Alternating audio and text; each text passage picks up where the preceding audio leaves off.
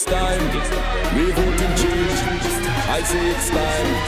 We voting change. This year we voting change and we also voting for unity. One people, one nation, one destiny is the place to be. Put your X inside of the box next to the palm and key. Everybody in the whole country shout out APLO and AFC. It's David Granger, Moses Nagamutu. On election day, we electing you. Put your X in the box next to the palm and key. We voting change. Hello again, Guyana, and welcome to the Public Interest. I am Malaika Ramsey. Thank you very much for joining me this week. Of course, this week with me, as usual, is the presidential candidate for a Partnership for National Unity, Alliance for Change, and he's also the leader of the People's National Congress Reform, Brigadier the Honorable David Granger. Welcome back, sir. Thank you very much, Malaika. All right. This week, we're focusing on a very, very important issue. Women, of course, you know, women are very, very important to our nation. And at a recent rally, the Brigadier did declare his love for women in general, and he spoke about all the good things that APNU, AFC will do come May 12th, that's after the election, what they will do for the women of our nation. But before we even talk about that, Brigadier, first off, in the past decade, the past 2 decades actually, have you seen women progressing under the People's Progressive Party civic administration? In general, no. Women are the largest part of the population, but I think they're the poorest part of the population.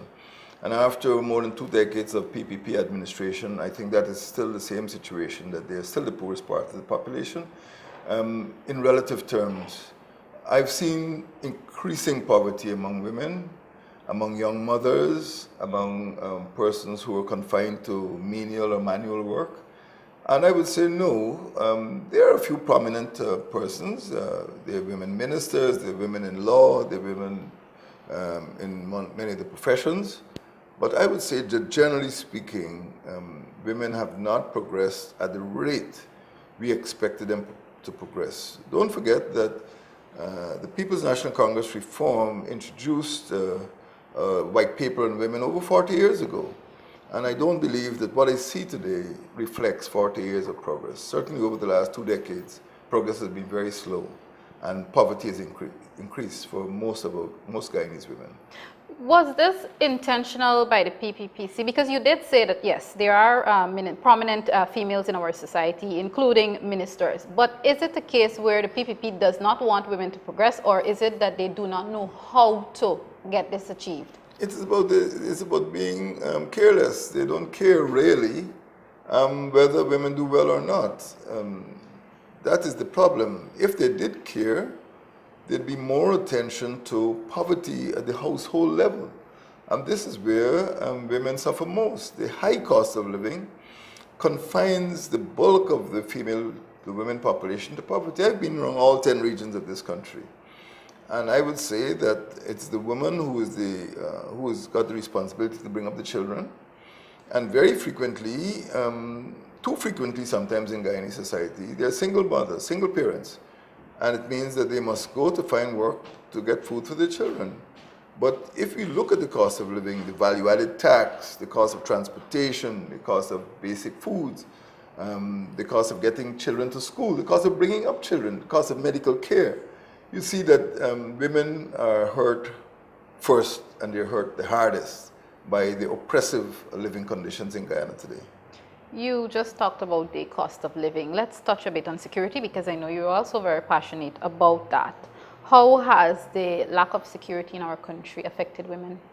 Well, there's no doubt that domestic violence affects women most. There is a widespread fear of crime in Guyana. There's narco trafficking, there's gun running. But I think at the level of the household, at the level of the community, we cannot ignore the fact that too many widows in their 70s have been raped and murdered. Too many young girls have been raped and murdered. In the families themselves, there's incest, there's brutality, and women are frequently the victims. Unfortunately, when women do not have professions or employment of their own, they're forced to stay in abusive relationships with men. The police force has not been trained, has not been equipped to deal with the huge surge in domestic violence that we have here. I've recommended on previous occasions that we have more female police officers who can deal sympathetically with these cases. So sometimes the indicators are there in a community. You have neighborhood policing, you have community policing, but somehow or the other, the police force does not seem to notice the signals to prevent abuse which sometimes leads to murder. So I would say that much more has to be done at the level of the state to protect our women. Women are our childbearers. If we don't protect the women, society will suffer. Before we go on to solutions from a possible APNU AFC administration, PPP propagandists out there might want to say that you can't necessarily blame the government, the top brass, for what happens in these communities or sometimes what happens in the homes regarding domestic violence and domestic abuse. How do you respond to that? Well, in a sense you can't, but in another sense you can, because you're looking at the political culture. You're looking at the law enforcement culture. And if we had a political culture which celebrates womanhood, celebrates motherhood in a serious way, not only by passing laws, but by enforcing those laws. If we had a police force that is trained to deal sympathetically with women. For example, it is well known that most cases of rape are not brought to justice. And even those that are brought to justice, the conviction rate is very low. There have been numerous cases of rape murders in this country which have never been thoroughly investigated. The crimes have never been solved. Sometimes, even in the case of gang rape, it's difficult to understand how you can have a gang rape in a place like Port Morant and not discover a single perpetrator. So the law enforcement definitely has to be, the law enforcement apparatus definitely has to be improved to ensure that people who suffer from sexual crimes don't have to suffer twice. You know, they don't have to go on the street and see somebody who has violated them. That the law must ensure that persons who commit these crimes are punished in accordance with the law. Why, in talking about women and the plight of women in the last 2 decades, again, we see there are always ministers, PPP, female ministers. These ministers have somehow, in most cases of atrocities committed on women, they've somehow managed to stay silent. Why do you believe that happens? Well, it is perhaps the culture of denial which is present in the PPP. I had the experience myself 2 years ago when I brought a motion to investigate trafficking in persons. And the PPP ministers, including female ministers, seemed to feel that the victims of trafficking were making a lifestyle choice. That it really wasn't trafficking, it really was some form of prostitution. And that is responsible for the attitude. Instead of eradicating the crime of trafficking in person, there's a culture of tolerance. There are no proper centers to deal with the victims when they are rescued from their plight in the hinterland or wherever they are. There's no proper rehabilitation facility for them so that they could be integrated back in society. So the government, by failing to provide the law enforcement resources on the one hand, and of course, what I call relief facilities on the other hand, is failing women. A woman who's been violated, a woman who's been brutalized by her partner, or a woman who's been trafficked needs different type of treatment. And the government has got no adequate facilities for that in this country at the present time. In terms of talking about the fact that they have no adequate facilities in the country at this time, were a PPP minister, whether in this case whether it be male or female, to come to you and say, look, we don't necessarily have the money to have these facilities and various other resources to address the issues of women, how would you respond? Well, maybe the money is not there, but I'm quite sure that the non-governmental organizations such as the Red Thread and the help and shelter organizations have done tremendous work in the past and will continue to work. And they've gotten some help from international organizations. But secondly, we need to cultivate better relations among boys and girls at the level of the education system, at the level of the household, in the churches, in the mandirs, in the masjids. So we need to look at it in a holistic way. It is not a criminal problem alone for police action. It is also a social problem.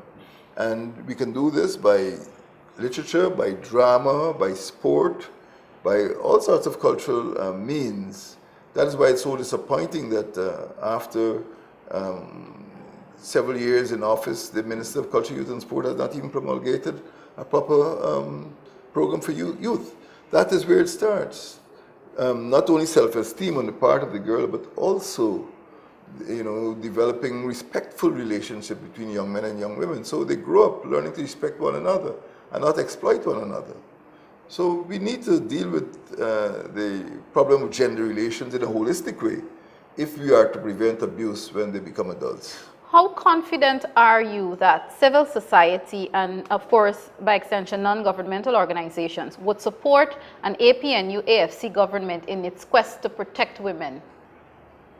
I think there are sufficient organizations which have demonstrated their commitment to women's rights.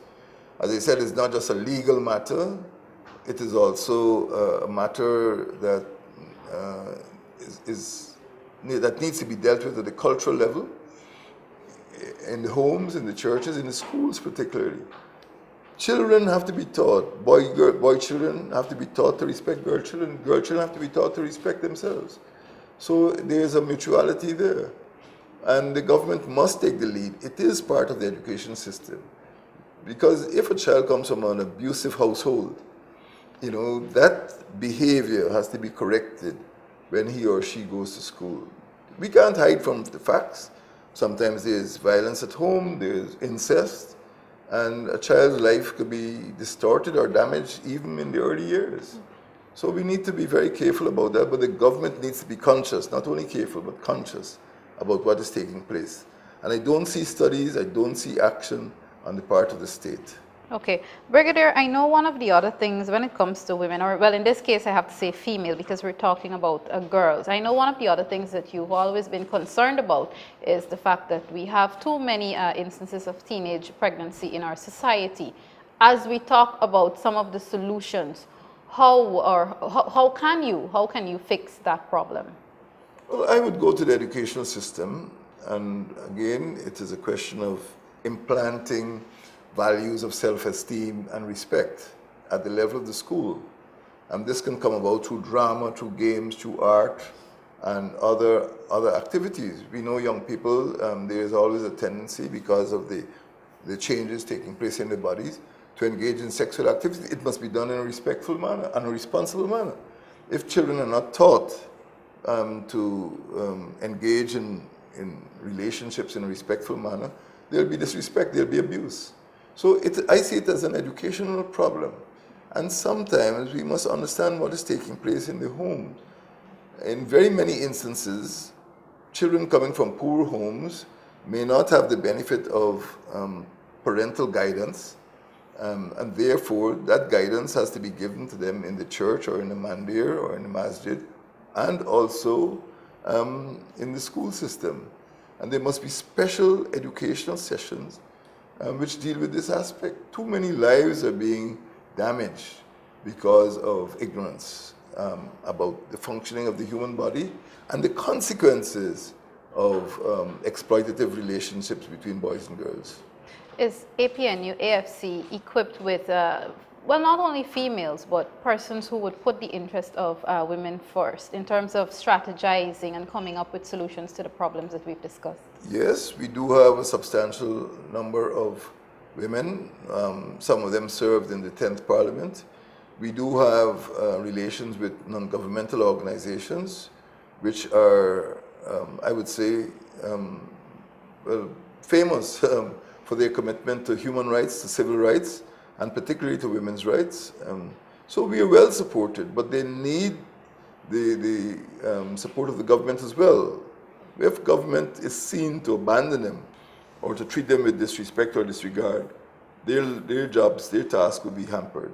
All right. Finally, before we have to wrap up, sir, let's talk about women and their careers. We have single mothers who have to work and they have to take care of their children at the same time. So they don't want to have to be dealing with one issue at home, and then when they go to the workplace, they're victimized or discriminated against.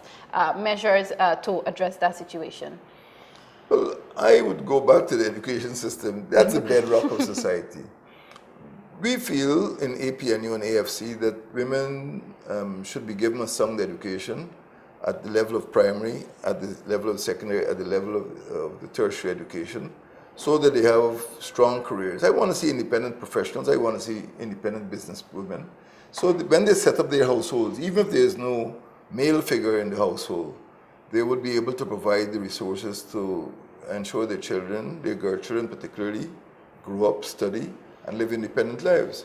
So the education system can provide that basis. And once we have a policy, and we do have a policy to ensure that every child remains in school at the primary level, gets access to secondary education, and possibly tertiary education, we feel that we'd have not only an education nation, but we feel we'll have more responsible households, and girls can grow up and become happy and independent citizens. That's what we want to see, the good life for all. Thank you very much, sir. Well said, as always. Of course, this is where we have to put a wrap on our program for today. I've been chatting with leader of the People's National Congress Reform and APNU AFC presidential candidate, Brigadier the Honorable David Granger. This has been The Public Interest, and of course, we were discussing the importance and the protection of women in our nation. Do join us again next time. Yeah, It's time, we vote and change. I say it's time, we vote and change. Let's go! This year we vote and change, and we also voting for unity. One people, one nation, one destiny is the place to be. Put your X inside of the box next to the palm and key. Everybody in the whole country shout out APNU and AFC. It's David Granger, Moses Nagamutu. On election day, we electing you. Put your X in the box next to the palm and key. We voting change.